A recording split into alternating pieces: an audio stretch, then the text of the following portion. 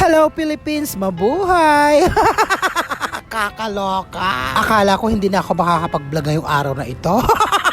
Paano nga, sinasapian ako ng katamaran. At itong dalawa na to nag-aya sa plaza. Wala naman ako magagawa kasi nga nakapag-promise ako kagabi sa kanila. Dapat nga kagabi kami pupunta rito. Kaya lang nanlalambot ako sa pagod.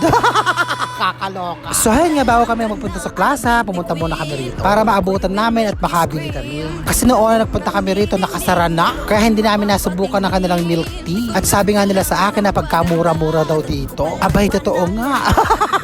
Nasa likod lang pala ito ng palengke ng Santa Rosa, malapit sa munisipyo. Si Dagul ang nakapagsabi sa akin dito na mura lang at napakasarap daw. Aba, syempre ang ganda ko, abay susubukan. Kung tama nga ang sinasabi ni Dagul. Aba, ang hawak ni Maron, ang order niya, napagkalaki-laki pala, nakakaloka. Kasing laki niya. Aba, hindi ko akalain na ganito kalaki pala yung 69 pesos. Abay, sulit na sulit kay Maro. Yung hawak naman ni Dagul ay 39 pesos lang. So ayan nga, papunta na kami ng plaza. Abay, napagkaaga-aga pa lang, napakadami ng tao. Alas 6 nga kami umalis ng bahay. Abay, napagkadami-dami pala nakatambay. Mga nagpapalipas ng oras. Matatawa kayo sa akin. Abay, dito ako nag-voice over sa plaza.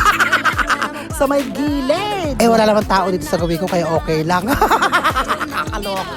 O, diba, kahit saan lugar, walang patawad. Ganyan ang buhay ko, ganyan ang buhay vlogger.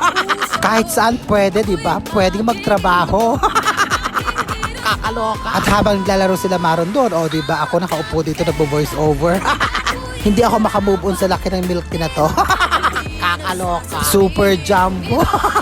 Napagkalitan sa akin, no? Aba, ay habang gumagabi pala, parami ang tao. So ayan nga, binalikan ko si Maro at Dagul sa gawin na ito. Aba, ay nagsisipa na ang dalawa. At naiba naman ang kanilang laro. Abang mga nagpapagutom. So ayan nga, ang anak ko nakahiga na.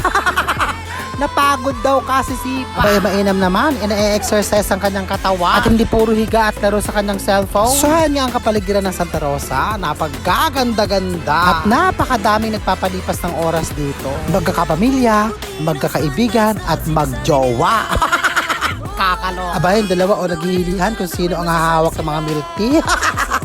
Ayaw hawakan yun na pagkalaki-laking milk tea, napakabigat daw. So ayan nga, at nag-aya nang umuwi si Maro. Aba, naaya ko nga sila mabili ng pagkain, ibusog na daw sila. Para namang hindi mabubusog na pagkalaki-laki ng milk tea niya.